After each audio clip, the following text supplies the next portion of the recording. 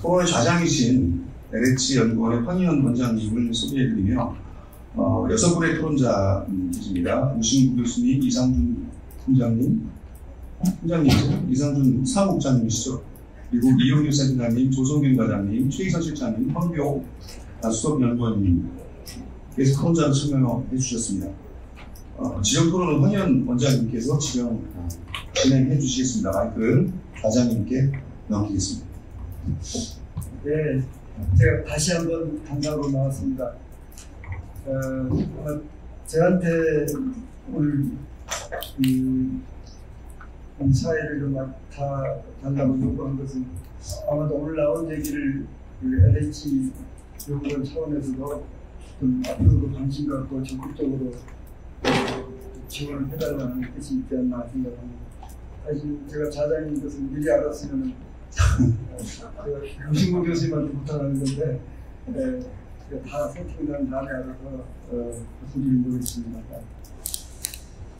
그 교수님께 부탁드리고 싶은 말씀이 좌장하시고 또 정리해 주시고 마무리 표현사까지 부탁드리겠습니다.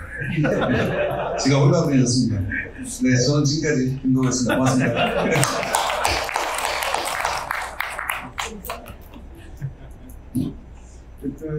제가 바로 어제 또 스마트 그린시티 주제로 한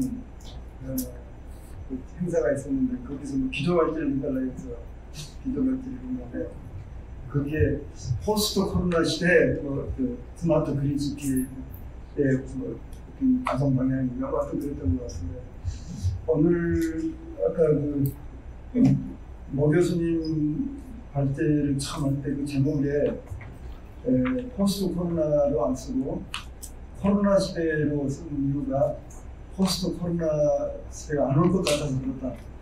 그 얘기를 듣는 순간 딱 가슴에 이렇게 와닿아서 앞으로 저도 포스트 코로나라는 용어는 안 쓰도록 안 쓰겠다고 마음을 먹었습니다. 정말로 포스트 코로나 시대가 안 올 것 같은 현 상황이 정말로 새로운 무언말로 잘 됐지 않을까 그런 생각이 듭니다. 특히 또 모 교수님께서는 소위 생활권 단위, 우리 동네부터 좀 살려나가고 우리 동네 공동체부터 회복이 돼야 앞으로 코로나 시대를 극복할 수 있다는 말씀을 주시는데 아주 공감합니다. 제가 우리 재생을 쭉 같이 참여를 해오면서 가장 많이 쓴 용어 중에 하나가 공장님이 얘기했던 근자열 원자력. 가까운 사람이 조화하고 연락을 해야 멀리 있는 사람이 찾아온다. 라는 그 말을 가장 많이 사용을 하고 있습니다. 그래서 우리가 도시 재생을 할 때 가까운 데부터 우리 동네부터 그 동네에 살고 있는 사람들이 정말 필요로 하고 좋아하는 일부터 해야 도시재생은 성공할 수 있다는 생각을 가지고 있었는데 모 교수님 기도발제가 아주 와닿았습니다. 김정희 대표님이 그린미들에 대해서 이렇게 전문가인지 몰랐네요. 뭐 완전 활동가가 아니라 그린미들 세계적 전문가라고 발표한 것 같습니다. 아주 그 역사적부터 프리부터 시작해가지고 정말 정리를 잘해 주신 것 같습니다.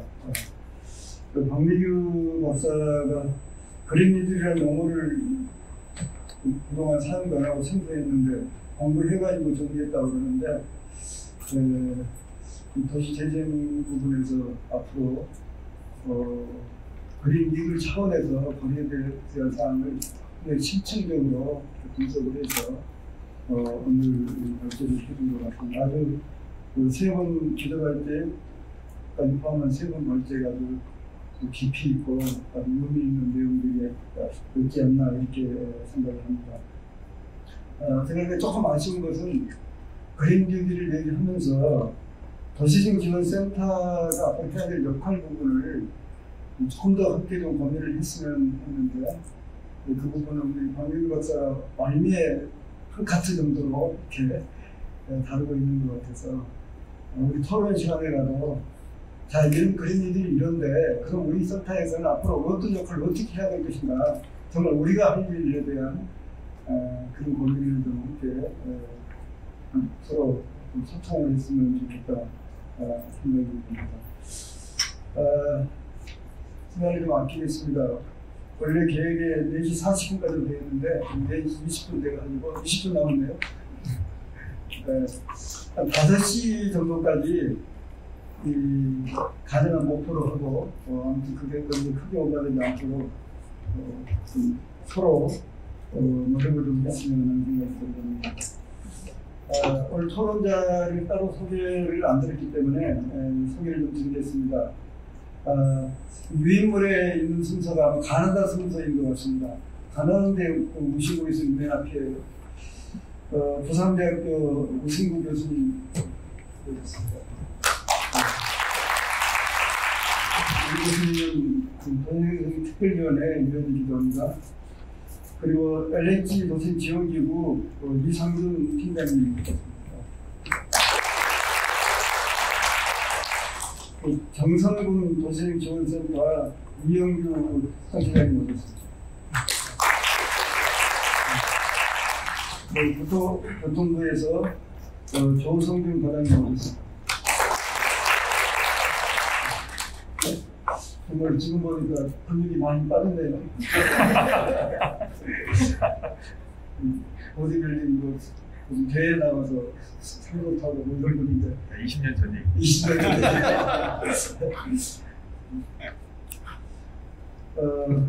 환경경제평가연구원 최희성 실장님 나오셨습니다. 그리고 토익정연구원 홍기영 수석연구원님 나오셨습니다.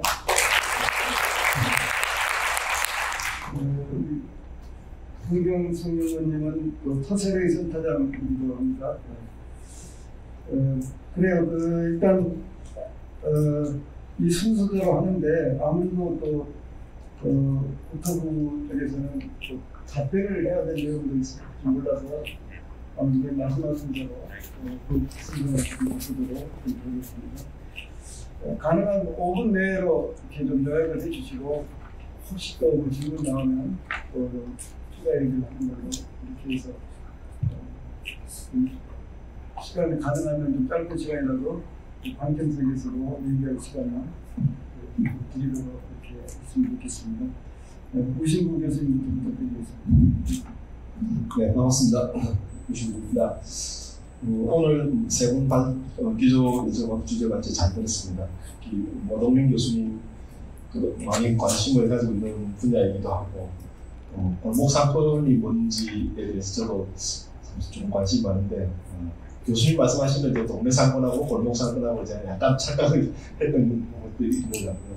어쨌든 저도 아까 황 교수님 말씀하셨듯이 아까 말씀하신 주민이 이용하는 동네 상권하고 그다음에 외부인이 이용하는 골목 상권 이렇게 있는데 제가 생각했던 건 아마 동네 상권에 좀 가깝지 않나 하는 생각이 있었는데 어쨌든 최근에 많이 생기는 골목 상권, 예를 들어 무슨 미단길 현상 이런 것들이 저는 그러니까 아까 말씀한 경리단이나 몇몇 이런 생겼다가 좀 다시 쇠퇴하고 있는 이런 것들이 한편으로는 그 지역이 홍대처럼 지속성을 가지고 있는 데도 있지만 그렇지 않은 곳은 잘못하면 이게 그냥 장소를 소비하고 할 수도 있지 않겠나 이런 생각이 사실은 좀 들었거든요. 그래서 예를 들면 이제 과연 이제 그 로컬 크리에이터라고 하는 사람들이 그 장소와 굉장히 밀접한 관계를 가지고 그 장소에 대한 애정이나 이런 걸 가지고 그 장소를 계속 그 장소와 관계를 맺고 나가면 참 좋을 텐데 그게 아니라 그렇지 않은 사람들도 분명히 있어서 어떤 장소에서 예를 들면 뭐 감천문화마을 같은 경우에도 이 사람들이 계속 있는 게 아니고 또 어느 정도 되면 또 다른 데로 가버리고 하는 그런 경우들도 상당히 많죠. 그래서 장소를 근데 이제 그렇게 한번 사람들이 그 장소를 소비해버리고 나면 그 뒤에 남은 후유증이 되게 크다 그런 생각이 들어서 그렇게 되지 않는 방법이 혹시 있는지 그런 부분을 좀 여쭤보고 싶고요. 뭐 아까 말씀하신 포틀랜드라든지 이런 도시가 이런 것이 있으면 참 좋을 텐데 그게 아니라 뭐 우리나라 같은 경우에는 어떻게 보면 굉장히 좁아서 저는 이게 우리나라에 이렇게 많은 골목 상권 현상이 나타나는 게 서울에서 마음만 먹으면 2시간, 3시간 이내에 어디든지 갈 수 있기 때문에 이렇게 아무리 멀어도 그런 장소가 확 뚫다가 또 사그라지는 현상들이 있지 않을까 하는 생각이 들고요. 그 다음에 이제 그린 뉴딜은 사실 아까 김용희 센터장님 말씀하셨지만 이명박 정권 때 그 친환경 녹색 사업 이런 게 굉장히 많았죠. 그리고 그때 했던 사업 중에 하나가 친환경 녹색도시 시범 사업이라고 있었어요. 첫 번째 그 시범 도시가 강릉, 두 번째가 청주하고 부산 서구였는데 부산 서구 남부운동인데 그때 이제 다른 데는 이제 굉장히 큰 프로젝트를 했는데 부산 서구에서 했던 프로젝트가 그 경로당 친환경 리모델링하고 그다음에 그 게스트하우스를 만들어서 친환경 게스트하우스를 만들어서 지역 주민들이 그 일자리를 많이 해주는 거죠. 그래서 그때 만든 게 지금 부산 그 초당동에 있는 에코하우스가 그때 만든 거거든요. 굉장히 좋은 취지였고 그리고 경로당에 계신 할머니들도 굉장히 좋아하셨는데 그게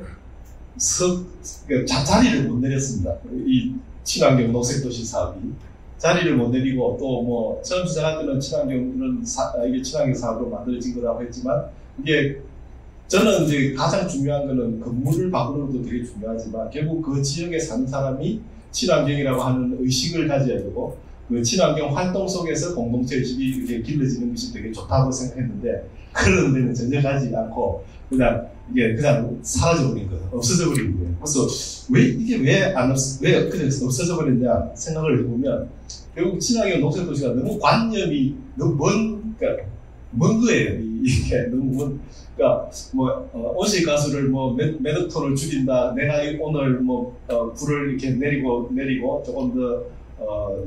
조금 더 따뜻하게 온도를 올리고 조금 더 내리고 이렇게 하면 8톤 중에 0.몇 g을 내가 줄인다 이런 게 너무 이게 주민들의 생활과 좀 떨어져 있지 않는가 이런 생각을 그때 이제 했었는데 어쨌든 이게 다시 이렇게 그 그린 뉴딜이라고 하는 이름으로 다시 오게 되면 지금 현재 도시재생 뉴딜도 주민들이 도시재생 뉴딜에 대해서 지금 굉장히 회의적인 시각을 주민들이 가지고 있는 게 뭐냐면 도시재생 뉴딜로 내 생활이 바뀐 게 뭐냐, 내 환경이 바뀐 게 뭐냐에 대해서 지금 되게 의구심을 가지고 있는데 그린 뉴딜은 그보다 더 클 수도 있다는 거죠. 이게 더 내 생활하고 더 유리될 가능성이 많다는 겁니다.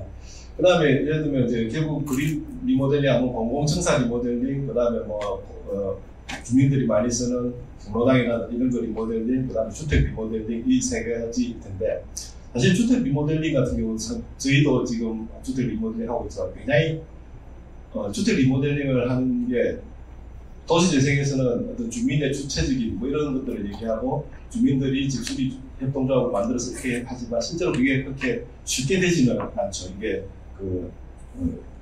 작기 때문에 시장이 너무 작기 때문에 그래서 그렇게 행동하는 주민을 상정하고 만든 사업이 지금 요구하는 주민이 되어버리고 결과적으로는 이거 해달라 저거 해달라 방수턱을 더 높여달라 해달라 이렇게 되거든요. 그래서 이게 지금 조금 약간은 이 사업 그린 리모델링 사업도 리모델링 자체로만 거쳐버리면 이게 되게 약해질 가능성이 있고 오히려 더 주민을 수동적인 주민으로 만들 가능성이 좀 있다고 생각을 합니다. 사실 할 얘기는 되게 많은데 그래서 이제 결론적으로 말씀을 드리면 저는 그린 뉴딜을 하려면 사실 뭔가 플랫폼 같은 게 있어야 된다고 생각을 해요. 그때 환경부에서 했던 친환경 녹색도시 사업도 이 플랫폼이 안 만들어지는 바람에 안 된다고 생각해요. 플랫폼은 예를 들면 하나는 약간 주체로서의 플랫폼, 센터 같은, 지원 센터 같은, 그걸 계속 해나갈 어떤 사람들이 있어야 되는데 그게 안 만들어졌고, 두 번째는 그 사람들이 참여하는 어떤 공간, 거점이 있어야 되는데 사실 그게 안 만들어지거든요. 그러니까 해주고 이런 사업으로 거쳤기 때문에. 그래서, 뭐 조금 다음에 좀 더 많은 기회가 있다면 제가 뭐 그린 플랫폼이라고 하는 공간으로서의 예를 들면 뭐 커뮤니티 가든 같은 것도 될 수가 있습니다. 그런 것들이 좀 잘 만들어져서 이 그린 뉴딜 사업을 통해서 그 공동체가 이 자기 마을을 그러니까 녹색 마을로 만들어 나가고 그것이 자기 삶에 이렇게 뭔가 이렇게 딱 담아쓰는 어떤 그런 개선점이라든지 이점이라든지 이런 것들이 올 수 있는 방법 이런 것들을 좀 많이 고민해봐야 된다라고 생각을 합니다. 네, 이상입니다. 네, 좀 말씀 주셨는데 어르신께 설명한 거죠? 네. 머리를 좀 더 일찍 또 일어나셔야 된다고 하니까 지금 간단하게 답변을 좀 해줄 수 있어요? 예정이 없었는데 가야 되는데 이거 어떻게 해야 될지 좀 당황스럽습니다. 제가 이렇게 잠깐 사라져도 양해해 주십시오. 네, 어쨌든 좋은 질문이 있어가지고 뭐 항상 골목사건 연구하면 항상 받는 질문 중에 하나가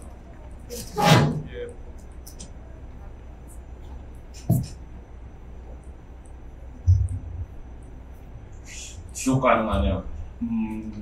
모르겠어요. 저도 사실 저는 개인적으로 이제 골목사건은 지금 향적인 현상이라고 생각하고 어떻게 보면 우리가 너무 아파트에서 집중하다 보니까 어떤 새로운 욕구가 생긴 거고 또 이렇게 우리가 신도시를 많이 짓다 보니까 이제 원도심에 대한 어떤 특히 밀레니얼 사이에서 그런 어떤 감정이 생겨가면서 이제 정적으로 확산되고 있는데 뭐 다른 나라에도 없고 좀 초유의 사태이기 때문에 연구를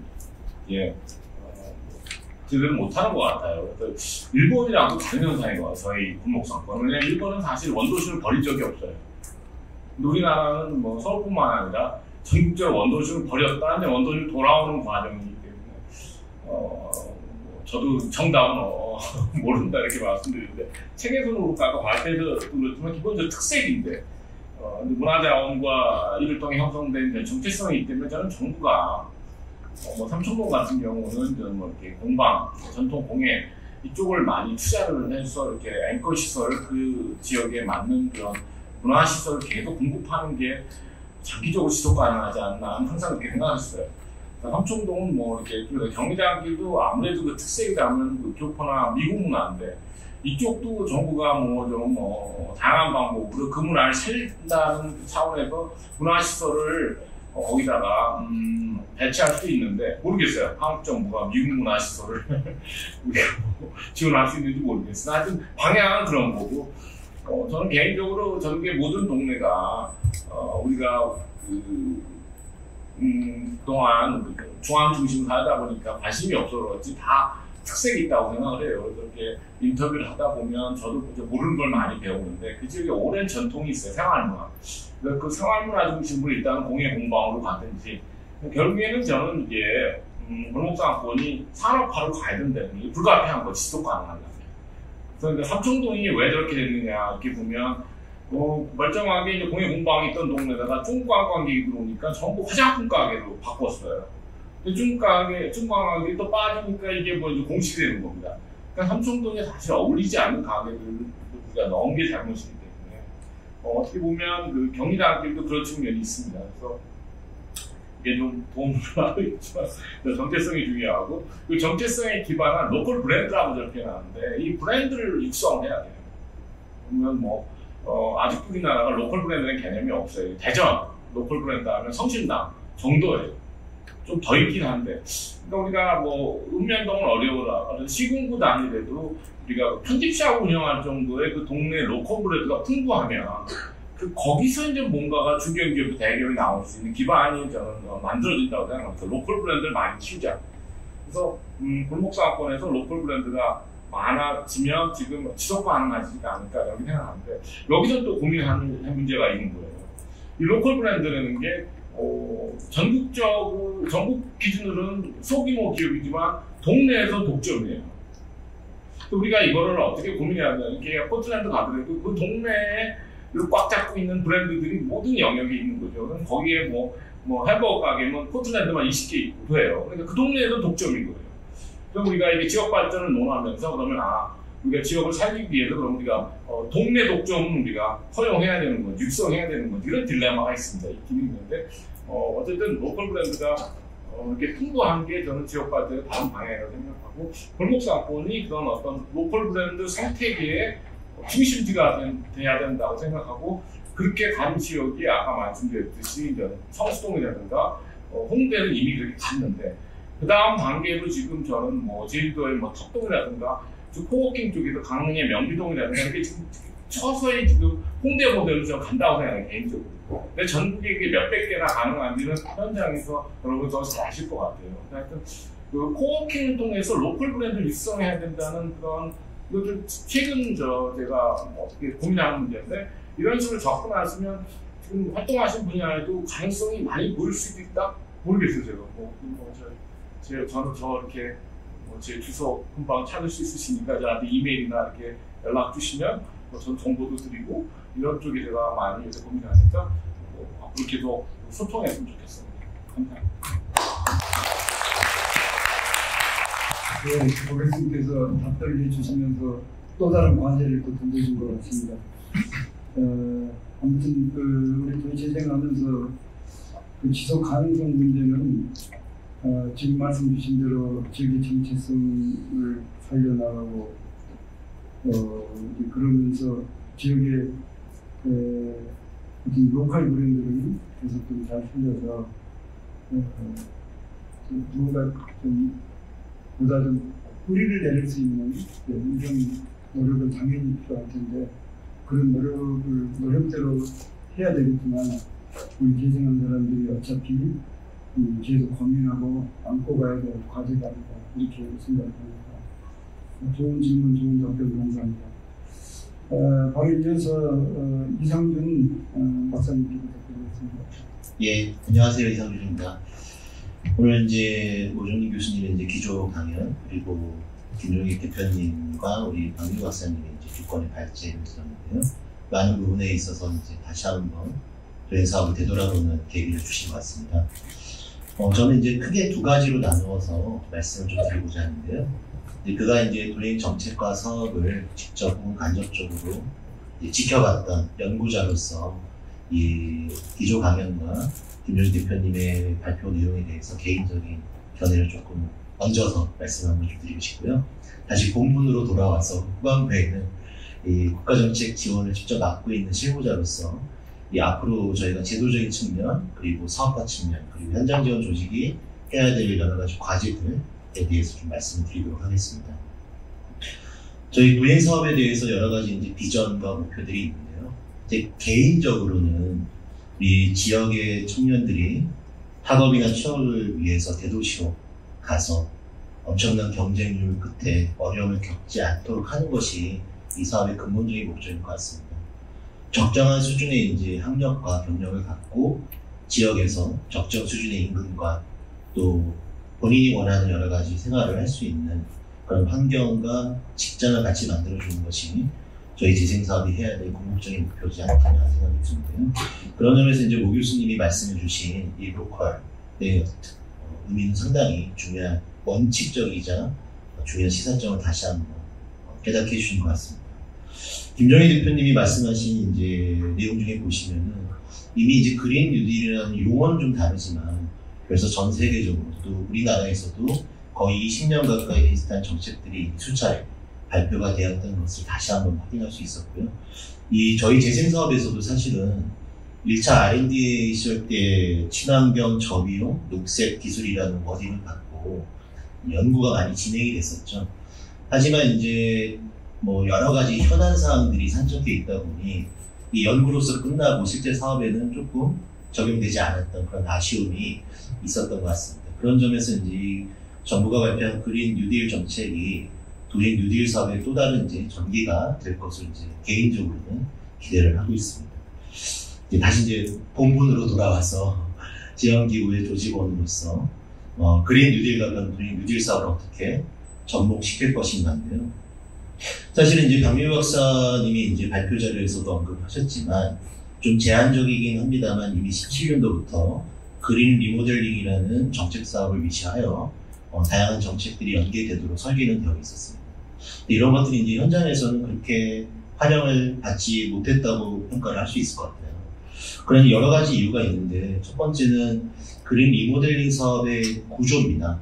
주로 이제 설계 위주의 컨설팅 비용 지원만 가능하고 실제 이 사업비는 이제 이자 지원 정도로 그치다 보니까 이게 국가 차원에서 혹은 전 세계 차원에서 상당히 중요한 역할을 하고 있지만 실제 그 주민을 포함한 건물주의 입장에서 보면은 굳이 하지 않아도 되는 추가적인 사업비가 더 들어가야 되는 어려움이 복잡되다 보니 쉽지가 않은 거죠. 그런 점에서 이제 크게 제도적인 측면에서 저희가 좀 고민해 볼 내용이 있을 것 같은데요.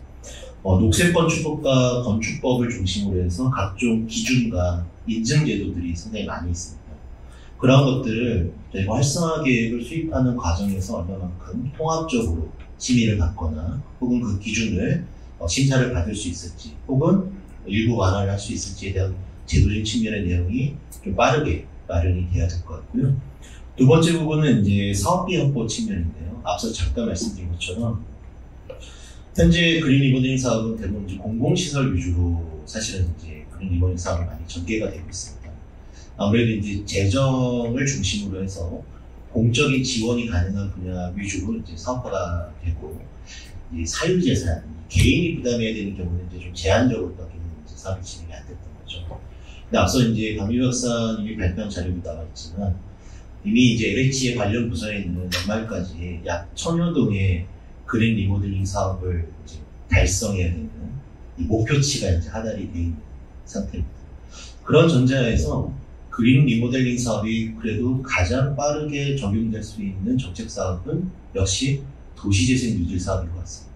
왜냐하면 공공시설인 경우에는 저희는 마중물 사업비로 그 시설비를 충당할 수 있기 때문에 상당히 이제 재원 조달 측면에서는 유리한 구조를 갖고 있고요. 실제로 최근에 저희가 국토부의 정책과 함께 아직은 이제 보고 수준의 자료이긴 하지만 저희 활성화 지역 혹은 그 활성화 지역이 포함되어 있는 지역에 그린 리모델링 혹은 건축물의 에너지 성능 개선이 요구되는 공공 혹은 준공공 성격의 대상 건축물들 현황을 파악한 바가 있습니다.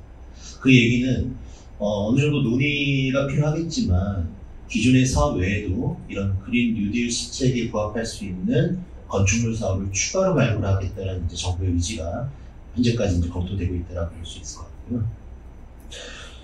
두 번째는 주거시설 부분에 대한 건 좀 제도적인 개선이 많이 필요할 것 같습니다.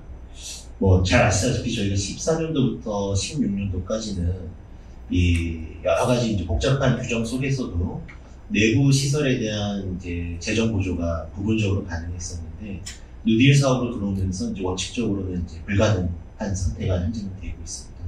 이 부분을 역으로 저희가 이제 그린 뉴딜이라는 정책에 맞춰서 조금 다시 한번 물꼬를 틀 수 있는 기회가 되지 않겠냐 합니다.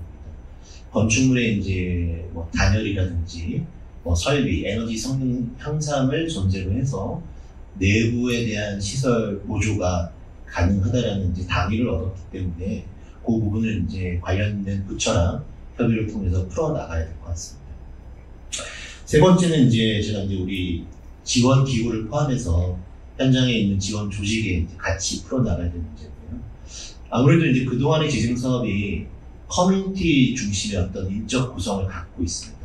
그러다 보니 이런 어떤 건축 기술 혹은 다양한 관계기관과의 협력 체계를 유도할 수 있는 분야별 전문가가 취약한 것이 사실이고요. 물론 당장의 어떤 주민들의 협의를 도출해 나가는데도 급한 상황에서 이 그린 뉴딜의 전달 인력을 배치하기는 사실 쉽지는 않을 것 같습니다. 따라서 단계별로 LH를 포함한 이 전문기관과 협업 체계를 어떻게 갖추느냐가 급선무일 것 같고요. 그 과정에서 영양과에서 작년에 이제 그 전문 인력 양성을 위한 거점 대학 사업이 이제 시작이 되었습니다. 그 과정을 통해서 이런 이제 기술 분야의 전문가들을 양성해서 현장 지원 조직에 이제 고용이 되거나 혹은 연계해서 활용할 수 있는 그런 전문 인력 확보 방안이 시급할 것 같습니다. 좀 아쉬운 말씀을 드리면 아직 제가 오늘 말씀드린 내용은 이제 어떻게 보면 이제 정책 보고 수준에서만 현재 검토가 되고 있고 실제 사업 선정과 이 계획 수립 혹은 사업 집행과 관련된 세부적인 기준이 마련되기엔 시간이 좀 소요가 될 것 같습니다. 아마 하반기 공모 때는 아마 이런 내용들이 조금 더 규정화되어서 이제 각 지자체에 시달이 될 것 같은데요. 물론 이제 규정은 좀 늦게 오겠지만 이미 이번 공모에도 그린 뉴딜 시책에 부합하는 사업을 우대하겠다라는 선언적 내용은 이미 급하게 나간 바가 있습니다. 그래서 각 지자체 단위에서 또 현장 단위에서 오늘 이제 논의 결과를 토대로 조금 먼저 선제적으로 준비할 수 있는 현명한 대책이 필요한 시점인 것 같습니다. 제 의견 여기 정도로 마치도록 하겠습니다. 감사합니다. 네, 여러 가지 정보도 제공하면서 스pon서들이 제안도 해주신 것 같습니다. 요약은 나중에 한꺼번에 그렇게 하겠습니다. 바로 이어서 이영수 선생님 부탁드리겠습니다. 네, 강원도 정선군 도시행정센터장 이용입니다. 세 분 기조강연서부터 주제 발표 두 분 잘 들었습니다. 제 강원도 정선 중에서도 이제 사북이라는 동네인데요. 강원랜드라고 하면 더 아마 잘 아실 거예요. 말 그대로 이제 소비 도시고 그런 카지노 도시인데 제가 여기 오기 전에 이제 우리 지역이 지금 코로나로 해서 다 어려운데 얼마나 어려운가 이제 찾아봤더니 음식점의 70%가 지금 장기 휴장이고요. 저희 동네는 카지노에 의존하다 보니까 숙박업은 80%가 지금 휴업을 하고 있습니다. 그래서 그러니까 카지노가 있을 때는 휴영 체납했다가 지금 그 문을 닫으니까 지금 135일째 문을 닫고 매출이 한 5천억이 줄었습니다. 그러니까 동네가 뭐라고 하나요? 파산도시라고 해야 되나요? 약간 그런 지경까지 갔습니다. 그러니까 이동의 최소화라든가 철저한 개인위생, 사회적 거리두기, 집 앞 금지 명령 이런 것들이 어떻게 보면 사회 경제에서 가장 중요한 문제인데 이런 것들이 기본이 안 되다 보니까 점점 더 어려워지고 이게 또 언제 끝날지 모르니까 더더욱 좀 우울한 그런 상태인 것 같습니다. 세 분 토론 발제문을 보고 제가 참 용어도 이제 좀 바꿔야 될 것 같다 해서 두 가지만 좀 말씀을 드리겠습니다. 물론 지속 가능하다는 말을 많이 썼습니다. 서스테이너블 디벨롭먼트라는 말도 많이 썼는데 제가 재작년서부터 지역에서 지속 가능이라는 말을 안 쓰고 이제 지탱 가능하다는 말을 쓰기 시작했습니다. 주민들한테 여러분 지속 가능하지 않고 이제는 어떻게 하면 지탱 가능은 단순히 기후 위기나 이런 문제가 아니고 인구 자체가 지탱을 하기 어렵기 때문에 우리가 너무 지속 가능이라는 것은 어떤 미래의 가능성이라든가 이걸 좀 염두에 두고 생각했다 그러면 지탱 가능성이라는 것은 말 그대로 생존의 문제가 아닐까, 버텨야 되니까. 그래서 제가 찾아보니까 이 역도 선수가 마베 들 때 밑에 코치가 외치는 말이 서스테인이더라고요. 버티라고. 우린 그거를 지속해란 말로 지금 물론 그 말 뜻도 있습니다만 이런 것도 더 이상 지탱 가능하지 않다. 그러니까 재생 그리고 또 기후 변화라는 말도 안 쓰지 위기라고 직접적으로 얘기하잖아요. 그러니까 이런 용어도 이게 무슨 누구를 위협하거나 하는 차원이 아니라 아주 실존적이고 현실적인 문제를 정확하게 보기 위해서는 용어들을 써야 되겠다. 또 한 가지는 우리가 재생이라고 해서 리제네레이션이라는 말을 쓰는데 저도 이거 보면 리제네레이션, 제네의 어원이 진, 그러니까 유전자거든요. 리제네레이션 그러면 우리 유전자를 바꾸는 일입니다. 이거 얼마나 이게 어려운 일이겠어요. 어번 리제네레이션 말 자체가 지역에서 그냥 건물 바꾸고 내거 보존하고 이렇게 하지만 이게 실질적으로 보면 아까 우리 김종익 센터장님 너무 좋은 말씀 해주셨는데 단순 패러다임 정책의 문제가 아니고 정말 패러다임 우리 지금까지 살아왔던 삶의 체계, 시스템, 관행, 브루디에가 얘기하는 어떤 아비투스 이런 모든 익숙함에 대한 것들과 결별을 선언해야 되는 그런 상황이거든요. 결별도 해야 되지만 또 한편에서는 새로운 것에 또 적응도 해야 돼요. 근데 새로운 것이 과연 무엇인지도 아무도 잘 모르고 그러니까 이런 것들이 지금 현재 우리가 닥친 문제가 아닐까. 그래서 제가 지난 저희 센터가 살 때가 지금 올해 4년 차인데 나름 이제 한 가지 결론을 내린 건 뭐냐면 도시재생은 도시재생 사업으로 결코 이룰 수가 없다.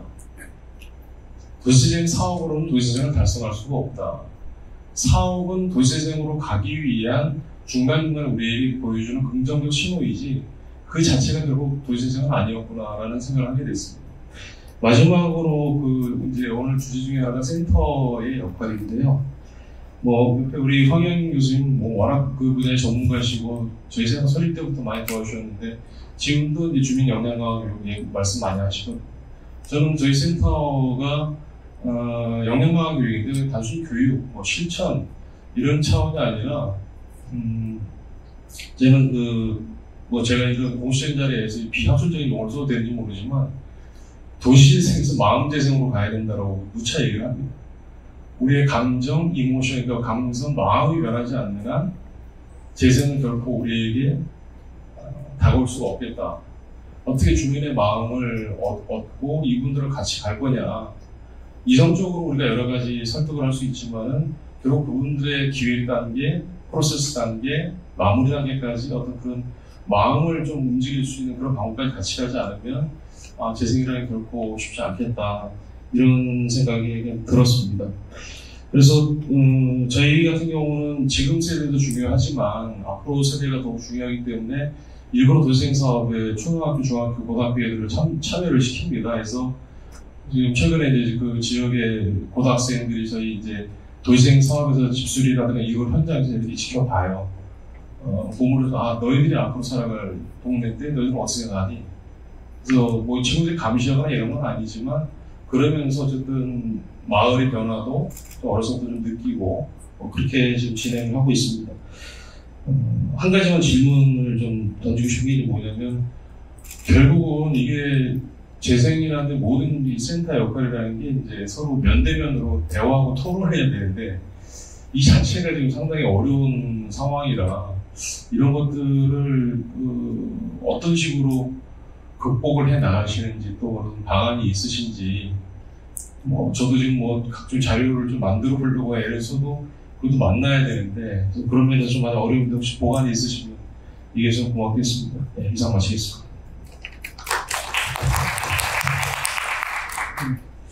이영규 센터장님께서는 몇 가지 여러 개 남길 만한 얘기들을 주신 것 같네요. 좀 이따 마무리하면서 잘 활용을 하도록 하겠습니다. 지금 이 팬데믹 어려운 시대에 각 센터들은 어떻게 대처하는지 질문을 던졌는데 모두 있게 던진 것 같습니다. 이따 아무리 늦어도 한두 번 방청석에 말씀할 기회를 드릴 테니까 그때 가능하면 그 얘기를 한번 할 만한 그런 센터가 있으면 좀 소개를 해주시면 좋을 것 같네요.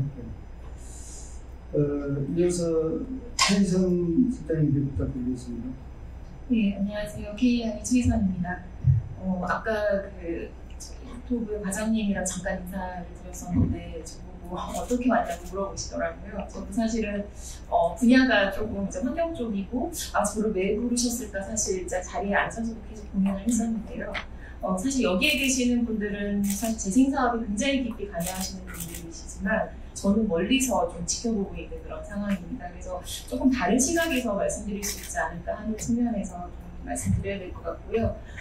우선은 이제 작년에 그 국토종합계획 2040 목표에서 수립이 되면서 저희가 이제 국가환경종합계획 같이 연계해서 계획 수립을 했습니다. 그래서 두 계획이 계속 수립을 하면서 이제 미래가 어떻게 변할까라고 하는 그런 이슈들을 계속 논의를 하면서 가장 이제 그 얘기가 됐던 게 인구 변화였거든요. 그래서 2028년이 되면 인구가 정점을 찍고 이제 감소를 하게 됩니다. 그렇게 되면서 도시 쇠퇴가 가속화가 될 수밖에 없는데요. 이제 그런 거랑 연계해서 지금 각 도시들이 이제 도시기본계획을 수립을 하고 있는데 이제는 시범예정 용지를 이제 확장하거나 확보해야 되는 어떤 그 도시 확장이 아니라 사실은 이제 도시 관리 차원에서의 계획으로 가야 되는 거는 이제 분명한 것 같아요. 그래서 그런 측면에서 보면 지금 이제 도시재생 사업이 어떤 생활권이라든지 특정 구역을 대상으로 해서 이렇게 지금 사업이 진행되고 있지만 사실은 공간적 영역이 향후에는 도시 전체가 하나의 도시생의 대상이 될 수 있겠다라는 사실 그런 생각을 좀 하고 있습니다. 그래서 지금 도시재생 사업을 통해서 하고 있는 이러한 이제 경험이라던가 계획적인 어떤 수단들, 운영 체계들 이런 경험들이 향후에 이제 도시에 대한 전체적인 계획을 수립할 때 굉장히 중요한 경험이 될 것이다라는 생각이 들었었고요. 그런 측면에서 어쨌든 센터가 쌓아가고 있는 이런 경험들이 저는 굉장히 값지다라는 생각을 먼저 조금 말씀드리고 싶습니다. 이제 오늘 사실 그린 뉴딜 관련해서 얘기가 계속 나왔었고, 사실은 이제 그린 뉴딜 자체가 기후변화라던가 이런 굉장한 어떤 미래의 불확실성에서부터 시작을 해서 진행이 되고 있습니다. 그래서 아까 김 대표님께서도 말씀을 주셨고, 박미규 박사님께서도 말씀을 주셨지만, 이제 앞으로 이런 도시나 지역에서의 회복력 확보가 굉장히 중요하다라고 하는 말씀을 주셨는데, 사실은 더 나아가서 이런 코로나처럼 어떤 것들이 발생될 수 있지에 대한 어떤 불확실성이 굉장히 많기 때문에 이제 리스크 관리에 대한 것들을 사실은 좀 더 우리가 가져가야 된다는 것들, 좀 더 앞으로 나아가야 된다는 것들을 좀 말씀을 드리고 싶습니다. 사실 이제 이거를 말씀드리는 이유는 이제 미국 같은 경우도 기후변화라던가 이런 리스크에 대해서 시민들의 인식 조사를 합니다. 근데 여러분들도 그렇지만 기후변화가 앞으로 일어날 거라고는 다들 생각은 하시잖아요. 그래서 한 80%, 90%는 생각을 하는데 그 영향이 나에게 미칠 거다라고 하는 질문에서는 그 답변이 확 떨어집니다. 사실은 나한테 영향을 미친다고 생각하는 인식이 상당히 낮는 거거든요. 그 인식들을 사실은 높여주고 그거에 대응할 수 있는 차원에서의 지역 정책이라던가 사업이 사실은 좀 추진될 필요가 있어서요. 그런 차원에서 크게 이제 두 가지만 좀 제안을 드리면, 우선 이제 첫 번째는 이제 인프라 측면입니다. 그래서 도시의 공간이라던가 인프라라던가 요소 이런 것들이 사실은 기존의 어떤 기능이 상당히 경직됐다라고 한다면 그것들을 조금 더 다기능화하는 것들이 필요하다. 사실 그린 리모델링 자체도 그런 측면이라고 생각을 하거든요. 그래서 예를 들면은 사실 저희 환경 쪽이라던가 도시 쪽에서 요즘에 그린 인프라 얘기를 굉장히 많이 합니다. 그래서 그린 인프라의 논의의 중심은 사실은 그린 인프라의 다기능성에 대한 얘기가 나오거든요. 그래서 아마 제가 알기로는 LH 같은 경우도 도시의 가로 공간을 이제 확보를 해서 미세먼지에도 완충 기능을 하고, 그다음에 비정오염 저감에 대한 기능도 하고, 그다음에 사실은 띠녹지화 해가지고 생태적 연결성 확보하겠다라고 하는 다기능성에 대한 얘기를 계속 하거든요. 사실 그린 인프라뿐만 아니라 도시 내에서의 어떤 다양한 인프라들, 계획 요소들이 본래의 기능 말고 추가적으로 우리가 리스크에 대한 대응을 위해서 어떤 기능을 좀 더 가져갈 수 있는지에 대한 좀 사고의 전환, 그런 고민들이 사실은 더 필요할 것 같습니다. 그래서 사실 우리가 건물이라고 하면 사실은 우리가 에너지 소비체였잖아요. 근데 지금은 어떻게 보면 에너지 생산체 혹은 요즘에는 뭐 이탈리아 같은 경우는 건물 자체를 하나의 숲으로 만들어 산소를 오히려 발생시키는 공간으로 전환하고 있거든요. 그래서 어떤 인프라라던가 계획 요소의 다기능성 이런 것들을 어떻게 조금 더 구현해 나갈지에 대한 어떤 고민이 사실은 좀 더 필요하겠다라는 걸 먼저 말씀을 드리고요. 그 다음에 두 번째는 사실은 오늘의 주제가 그린 뉴딜이긴 하지만 제가 생각했을 때 도시 재생은 오히려 디지털 뉴딜에 대한 고민이 사실 좀 더 필요할 것 같습니다. 왜냐하면은 이제 최근 아까도 말씀드렸지만 그린 뉴딜 얘기를 하면서 도시공원이나 녹지에 대한 중요성 얘기가 나오거든요. 근데 이 얘기가 나오는 이유는 공원 녹지가 사회적 거리를 유지할 수 있는 기능을 한다. 그리고 치유의 기능을 한다. 방제의 공간으로서의 기능을 한다라고 하는 거예요. 그래서 사실 환경적으로 보면 굉장히 좋습니다. 이걸 통해서 도시의 생태축을 확보할 수 있고 환경의 질을 높일 수 있다라고 생각이 들지만 사실은 개인과 개인의 거리를 자꾸 멀어지게 하는 거거든요. 그러니까 이제 도시의 물적 구조는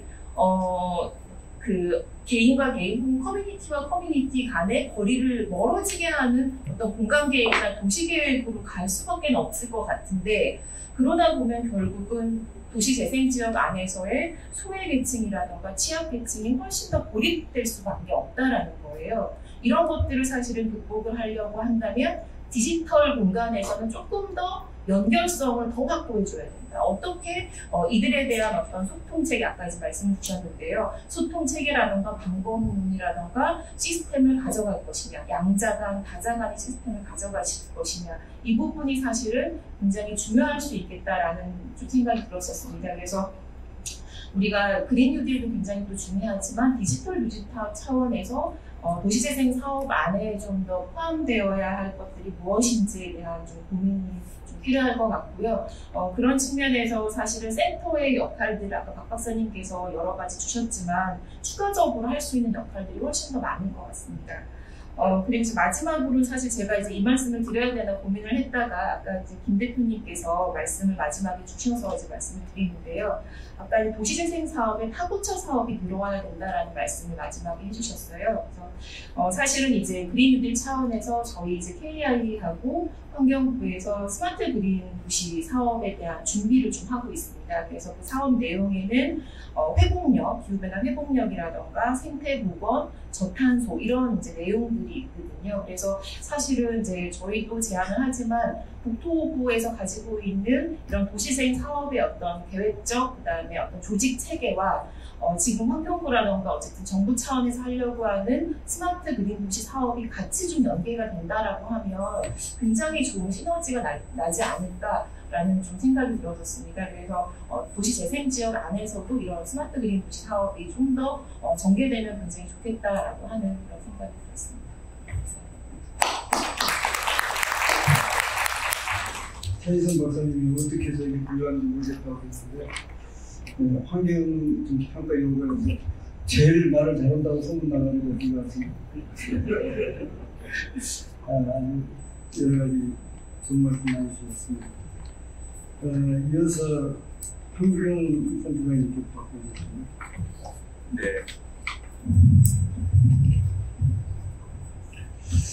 코로나 시대인데요.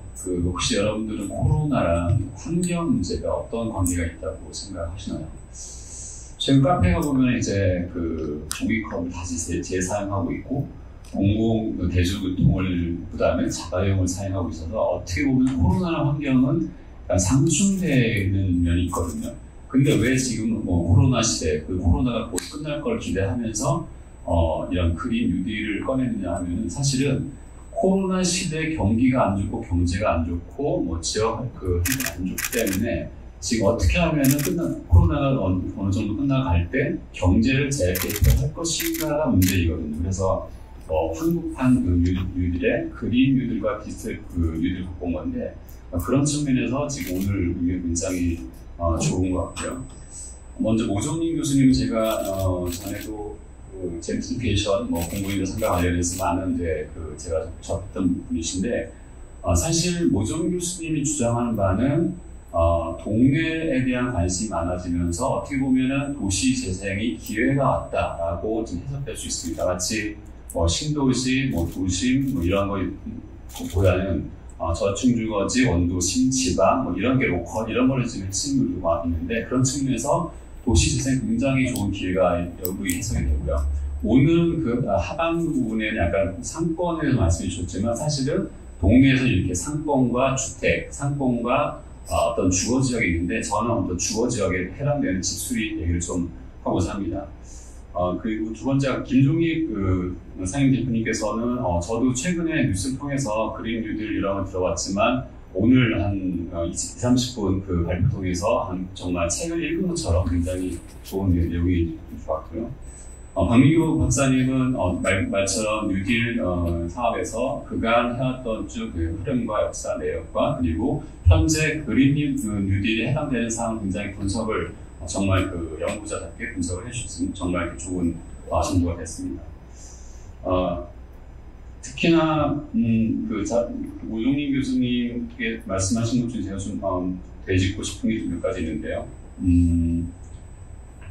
여러 가지 상권 얘기해주기 전에 집값 구비 중요성, 그리고 여러 가지 그런 동네 중요성 말씀해 주셨는데, 특히나 그 중에서 일과 주거, 놀이를 해결할 수 있는 어떤 생활권에 중요해서 말씀해 주셨는데, 제가 오늘 뭐 지금 시간이 얼마나 되는지 모르겠지만 터세로이라는 것도 그런 거와 맥을 같이 하거든요. 터세로이도 이게 혹시 이 개념을 제가 설명을 이제 모르는 분을 위해서 설명드리면은 터를 새롭게 한다는 뜻으로서 이 터가 3터, 롤터, 놀터, 1터를 얘기합니다. 말처럼 터를 고쳐서 새롭게 고친다는 이렇게 의미로서 뭐 메이크업 문화 확산이라든가 어떤 신축보다는 고쳐서 쓴다는 의미 그런 터세로이라고 할 수 있겠습니다.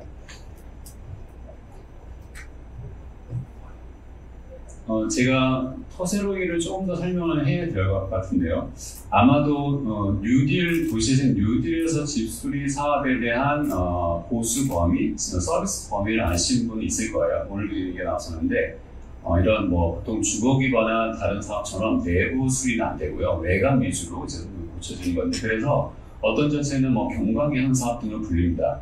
근데 여기서 사실 그린 뉴딜과 굉장히 관련성이 있는 게 그린 뉴딜이라 하면은 에너지 효율 개선 등이가 되는데 외기에 접한 곳으로도 다시 재해석될 수 있거든요. 그래서 지금 어떻게 보면은 국토부에서도 이 집수리 계획이 각종 사업 계획에 담아져 있는데 올해 초에 분석을 해보니까 실적이 상당히 저조합니다. 뭐 실적 300여 군데 사업을 봤더니 17%, 뭐 30%가 아닌 17%밖에 안 돼서 이걸 봤더니 수요 조사가 제대로 안 되고 있고 또 지역의 사업자도 참여도 좀 미흡하고 또 아파트나 일반 건물에 대한 시방선한 경직성이 있는데 이런 노후 저층주택에 대한 메뉴는 없는 거예요. 그래서 지금 터세로이 정책을 시작한 이유도 그런 약간 플랫폼의 역할을 하면서 수요와 그리고 사업자 육성을 동시에 하면서 이제 어떤 그런 집수리에 대한 전반적인 이제 공공 플랫폼 역할을 하는 게 이제 집수리의 목적이거든요. 그래서 지금 터세로이 센터가 작년 12월에 개소해서 지금 올해 상반기 때 시범 사업을 하고 있는데요. 벌써 상반기가 지났지만 조금 한두 달 이제 약간 수련시켜서 지금 8, 9월쯤에는 몇 가지 기술을 만들고자 합니다. 오늘 시간상 뭐 아는 얘기는 할 수가 없을 것 같고요. 제가 지역센터 좀 말씀드리면요. 이 터세로이 공식 명칭은 도시재생지원기구 내 터세로이 중앙지원센터인데요. 사실 중앙지원센터는 취합하고 연결하고 네트워킹하고 보급한 역할을 할 뿐 실제적인 터세로이 역할은 지역센터가 해줘야 됩니다. 그러니까 즉 지역의 사업자가 누가 있는지도 파악을 해주셔야 되고 또 지역의 주택 이력을 입력도 저희가 이제 지금 플랫폼 웹도 구축을 준비 중인데 입력도 지역에 해주셔야 되고 지금 집수리 교육도 지금 동시에 진행 중인데요. 집수리 교육을 이제 네 군데 시험 사업을 해보니까 수강생들이 집수리에 상당히 관심이 많아요. 근데 이게 제가 몇 가지 좀 설명드리면은 신혼부부도 신청한 분도 있고요. 말 들어보니까 최근 신혼부부가 특히 인테리어 관심 많은데 사업자들이 해놓고 갔는데 좀 보강하고 싶고 덧붙이고 싶고 이런 게 있는데 제 기술을 몰라서 해주고 있다는 사람도 있고 어떤 분들은 교회 건물을 자기가 개보수를 담당했는데 아무것도 몰라서 배워볼 게 있는데 교회 건물의 의미는 이게 종교를 떠나서 주민 공동시설 일대에 고치는 방법도 있고 어떤 분은 어떤 주민센터 통해서 어떤 여러 가지 프로를 해봤는데 집수리가 자기의 어떤 적성에 맞다는 거예요. 그래서 약간 집수리 사업을 창업하고 싶다는 있고 그런데 그런 식으로 주민이나 동네에 있는 분들이 어느 정도까지 셀프를 해야 되고 어느 선에서는 사업자한테 맡겨야 될지를 교육이 필요한데 그런 식으로 집수리 교육도 굉장히 필요하면서 그거 역할을 지역센터에서 해줘야 되기 때문에 특히나 이렇게 종합전을 해드리면은 외기에 접한 집수리 뉴딜 교육을 뉴딜 사업을 하는 도시에서는 거기에 대한 지역에 있는 사업자나 주민들의 대상을 지역센터가 할 일이 굉장히 많은 곳이죠. 그런 측면에서 도시재생지원센터가 집수리 지역센터 역할을 하는 어떤 지금 열린 항목이라든가 지금 정책 준비도 굉장히 돼 있기 때문에 그런 측면에서 굉장히 지역 센터가 이제 할 일이 많다는 것을 말씀드리고요. 지금 마지막으로 또 말씀드릴 거는 지금 한국판 뉴딜 두 가지라고 있잖아요. 디지털 뉴딜과 그린 뉴딜인데 저는 다음 기회에 디지털 뉴딜과 도시재생 이런 것도 한번 더 했으면 좋겠어요. 왜냐하면은 사실 지금 언택 이런 식으로 얘기하고 있지만 저 개인적인 얘기 말씀 하나 드리면은 제가 중학생 딸이 지금 뉴질랜드 유학 가 있는데 4개월 동안 못 보고 있는데 만약에 영상통화가 없었으면 저는 너무 힘들었을 거예요. 근데 지금 영상통화를 이렇게 주기적으로 하고 있는데 그런 것처럼 도시재생에도 리빙랩이라는 주민들이 이런 IT 기술을 활용해서 만나지 않고도 정보를 취합하고 주민 참여를 유도하는 그런 굉장히 IT 기술이 많은데 그런 것처럼 그린 뉴딜 외에도 디지털 뉴딜을 통한 도시재생이 할 일이 굉장히 많다는 것을 말씀드리고 혹시 기회가 또 있으면 다시 말씀드리겠습니다. 감사합니다. 강경센터는 서서로이 센터 설명회를 하시고 서서로이 센터가 집수리 사업을 지원하는 곳이기 때문에 앞으로 도시기술센터에서 해야 될 역할들은 매우 중요하다고 생각해서 특별히 말씀을 드린 것 같습니다. 그럼 지정 토론자 마지막 순서로 조성균 관련님께 부탁드리겠습니다. 제가 잘못 떴는데 마지막으로 말씀드리게 된 것 같습니다. 저는 영양과정으로서 이제 도시재생을 추진하는 데 있어서 밑바닥이 되는 인력 양성이나 그다음에 이제 프로그램 등을 담당하고 있습니다. 그런 입장에서 말씀드리면 지금 현재 그린 뉴딜이 화두가 지금 되어가고 있는데 도시재생은 그 맨 처음 밑바탕 사업이 이제 공동체 활성화가 굉장히 많이 들어가 있잖아요. 근데 공동체 활성화라는 게 여러분들 말씀하셨지만은 사람들끼리 많이 만나고 이런 내용들이 주로 돼야 된다. 근데 지금 코로나가 나니까 못 만나잖아요. 공동체 활성화라는 것을 도시재생 끝까지 가져간다 그러면 도시재생이 성공할 수가 없죠. 이 말씀을 드리는 이유는 도시재생이라는 것이 처음부터 어떤 로드맵이 5년 단위 뉴딜 로드맵은 있지만 지금 그 로드맵에 어떤 이런 상황이 발생을 했고 그런 상황에 대해서는 도시재생도 새로운 형태를 띠려는 노력이 없으면 성공하기 어렵다는 말씀을 드리는 겁니다. 그리고 도시재생 사업이 저는 예전에도 많이 드렸던 도시재생 사업은 이런 것이다 저런 것이다 이런 말씀을 드리지 않았고요. 제가 여기 계신 분들 중에 제가 했던 말씀이 제가 말씀을 드릴 때 계셨는지는 모르겠지만 도시재생 사업은 국토부나 다른 부처가 이제까지 했던 그러니까 어떤 개발 사업을 해서 국토와 도시의 경쟁력을 높여서 그 국토와 도시에 계시는 지역 주민들의 삶을 윤택하게 하는 모든 개발 사업, 정비 사업 이런 것들을 통칭을 하는데 그것이 도시재생의 이바지를 할 때 우리 도시재생 사업이라고 법상에 이렇게 정의를 하는 겁니다. 굉장히 무형적인 개념이고 상당히 유연하게 움직여야 되는 그런 개념입니다. 그래서 아까 쌤도 말씀드렸지만 이제 코로나가 되면 사람들이 못 만나잖아요. 그럼 앞으로는 도시재생 그러니까 우리는 이 센터를 유지를 못 하겠네 이거 어떻게 해야 되지 이렇게 걱정을 할 게 아니라 그러면 센터의 역할을 바꾸거나 아니면은 아까 언택트 시대에 있어서 그런 기술로 풀어나가야 되겠죠. 그럼 도시재생이 이를테면 울산이나 이런 데 같은 경우는 제조업 중심으로 도시재생을 많이 하려고 그러잖아요. 그런데 만약 이런 언택트 시대에 있어서는 그 제조업 자체가 옛날에 포드 그 생산 원리죠? 대량 생산으로 인해서 대량 생산이 지적화되면 지적 효과로 해서 이제 그 생산에 낭비되는 것들이 없어지고 그래서 이제 효율성을 극대화한다는 건데 지금 현재는 개개인이 이를테면 3D 프린팅을 통해 갖고 내가 현대자동차에서 만드는 이를테면은 제네시스 정도 되는 성능 품질의 자동차를 3D 프린팅과 물류 몇 개 업체랑 계약을 해갖고 내 창조적인 설계도로 만들면은 6천만 원이 아니라 3천만 원에도 만들 수가 있다.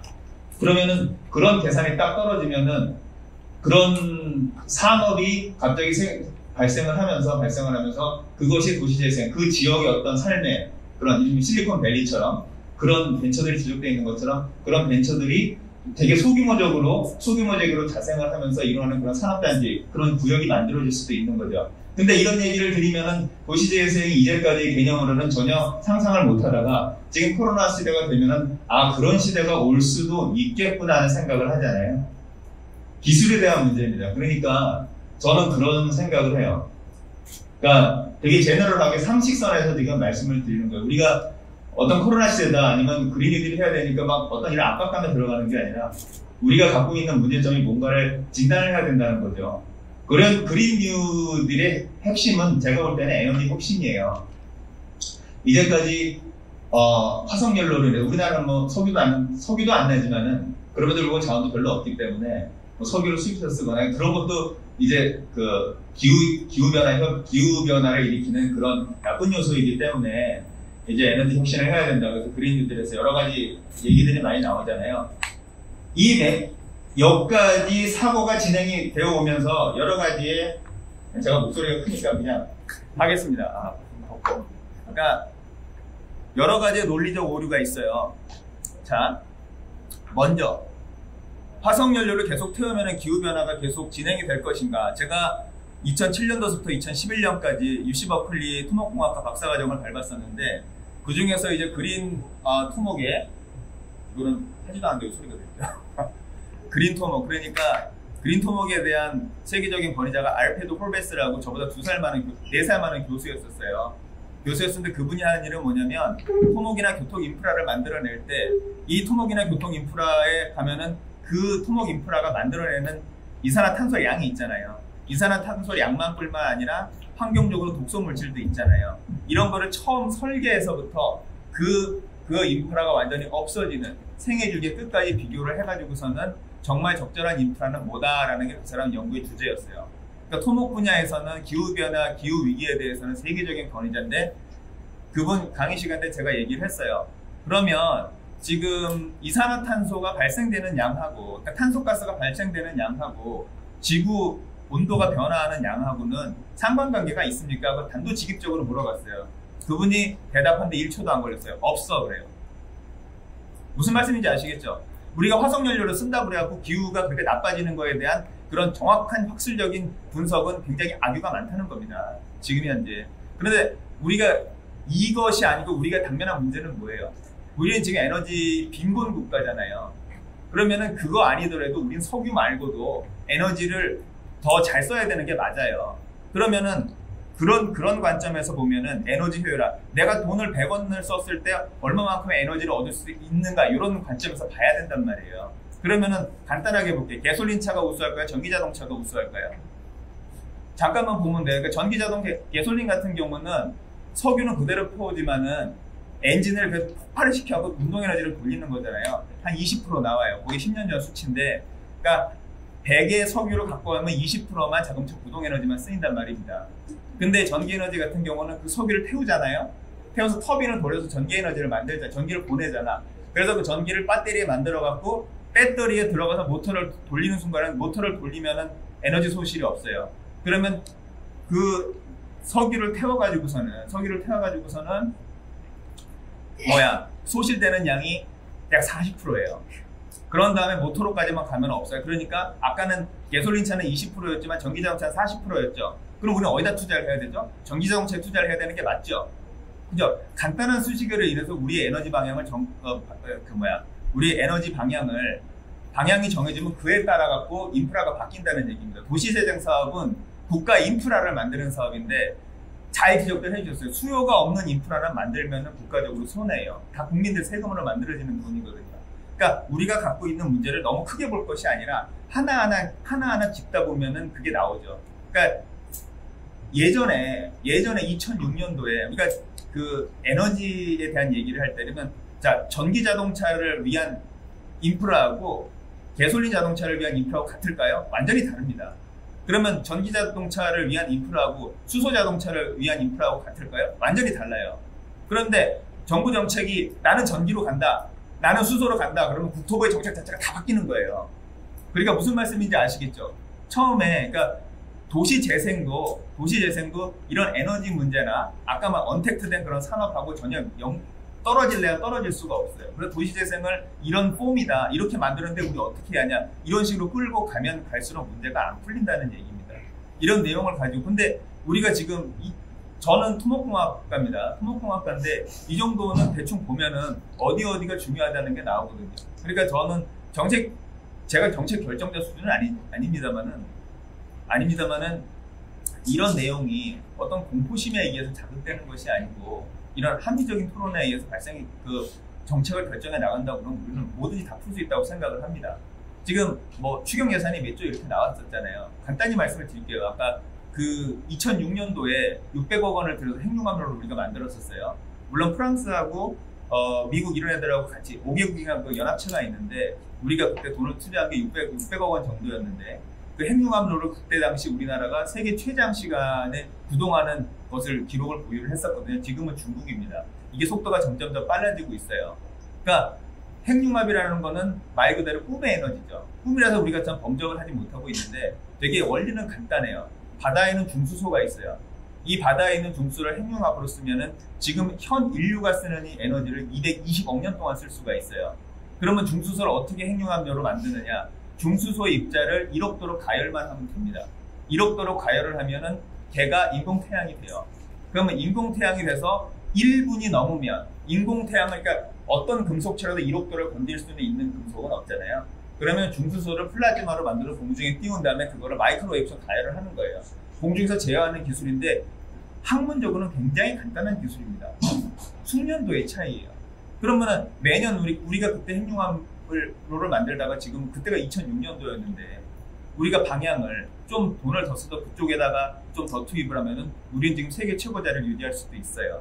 이런 거 하나 자체가 완전히 국가의 에너지 방향 자체를 바뀌면, 에너지 자체가 바뀌면은 국가의 인프라 자체가 바뀌고 도시생 자체가 바뀌는 겁니다. 그런 말씀을 드리고 싶어요. 지금 이 코로나 시대다 이제 서로 이제 언택트 하는데 어떻게 해야 되냐? 충분한 그런 기술들이 우리는 서로 갖고 있고 우리가 대비를 하고 공부를 하면은 어느 정도 우리가 충분히 방어할 수 있다고 보고요. 그리고 우리가 공포심에 사로잡히면은 아무것도 할 수가 없다고 봅니다. 그리고 도시재생 뉴딜 로드맵이 있고 도시재생 사업법이 있긴 하지만은 제가 이제까지 1년도 안 있었지만은 도시재생은 굉장히 무형적인 거예요. 그리고 만약 국토부 혼자서 할 수 있는 것도 아니고, 그리고 국토부가 뭐 하드웨어를 담당한다고 하지만 하드웨어가 같이 설계가 돼야죠.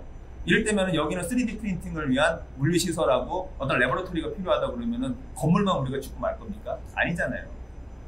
그러니까 제가 볼 때는 그냥 어떤 두려움에 사로잡히지 말고 현재 있는 기술을 가지고 얼마만큼 더 이 상황을 극복할 수 있는가, 아주 허심탄회하게 보면은 충분히 극복할 수 있다고 봅니다. 예, 이상입니다.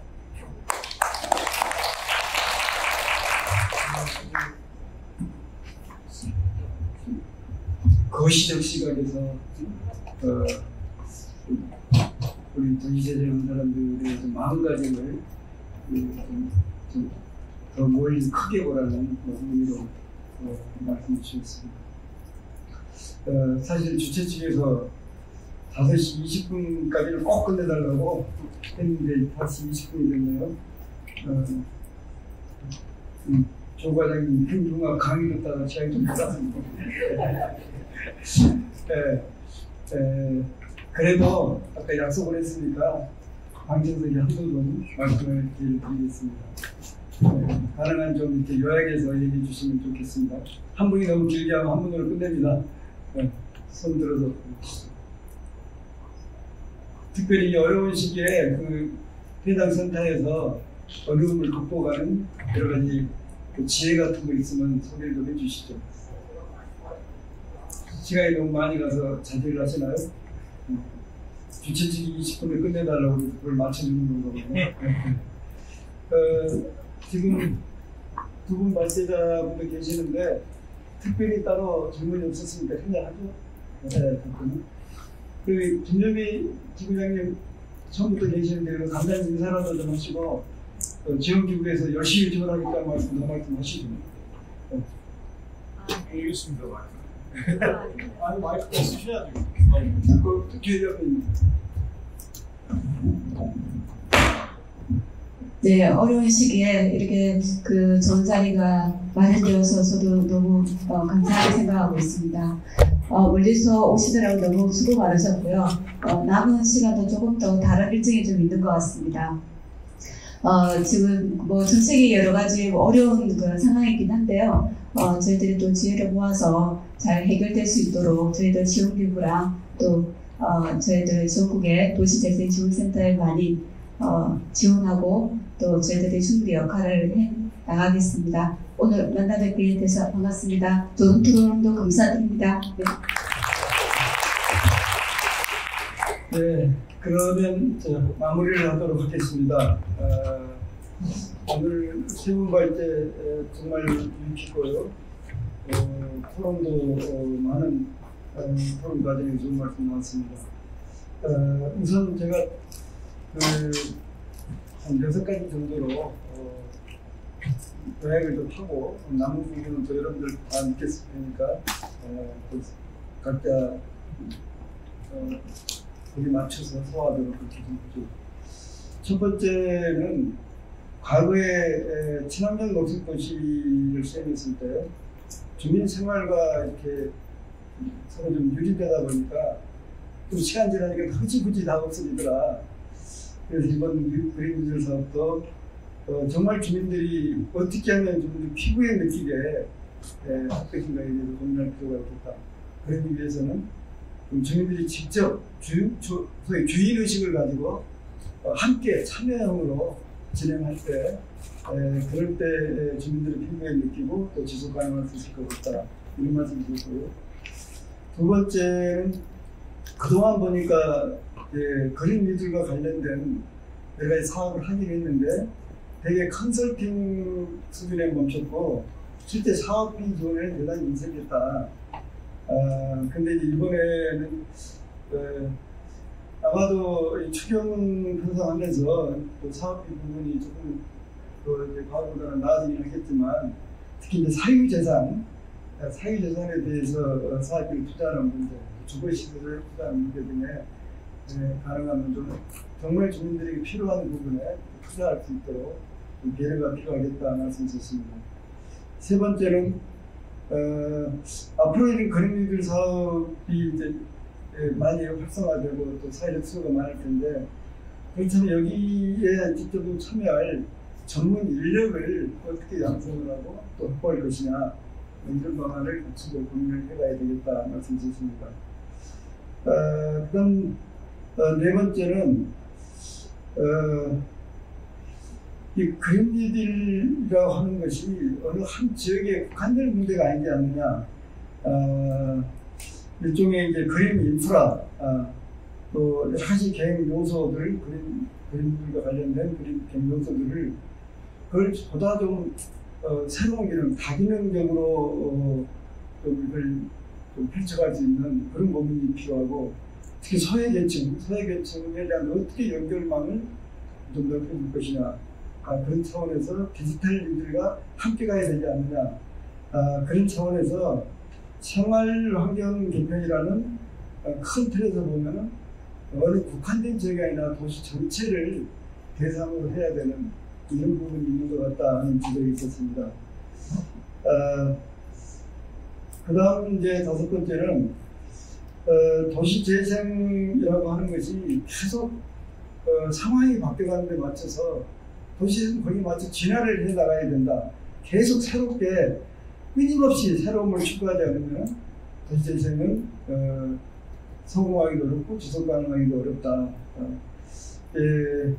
그런 차원에서 지금 어려운 시기, 그린 뉴딜이라고 하는 부분에 어렵다, 힘들다 하는 것을 현재까지 해온 방식의 사고 체계를 거기에 머물지 말고 과감하게 그걸 좀 뛰어넘는 그런 발상의 전환 같은 게 좀 필요하지 않느냐 하는 말씀을 핵융합 문제까지 결부해가지고 아주 큰 시각에서 말씀해 주셨습니다. 그리고 앞으로 처세로이 센터가 새로 최근에 출범됐는데 아무튼 각 지역에서 지수리 부분이 대단히 중요하기 때문에 건설임 지원센터에서 좀 관심을 갖고 적극적으로 좀 역할을 좀 해주고 또 터세로이 센터, 중앙센터인가요? 중앙센터가 할 역할에 대해서도 계속 필요한 것을 요구하도록 그렇게 홍보 말씀도 드렸습니다.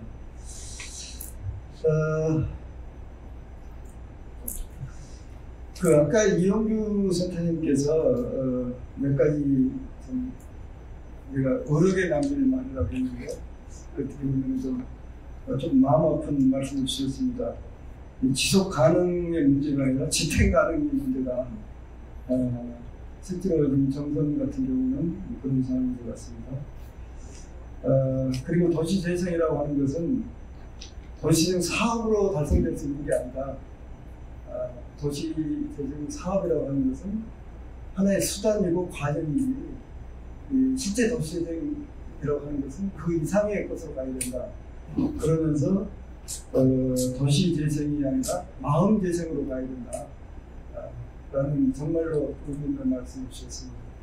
앞으로 우리가 우리 여기 다 활동가들 또 국토부에서도 사실 조 과장님 굉장히 중요한 역할을 하고 계시는데 또 국토부 또 우리 연구원 또 지원부가 모두가 앞으로는 이제 도시재생은 정말로 마음 재생으로 한다는 가슴으로 재생을 한다는 그런 마음으로 이 어려움을 극복할 수 있기를 바라고 또 그러는데 오늘 이 행사가 또 의미 있는 그 큰 첫발이 되기를 바라면서 오늘 일정을 모두 마치도록 하겠습니다. 대단히 감사합니다.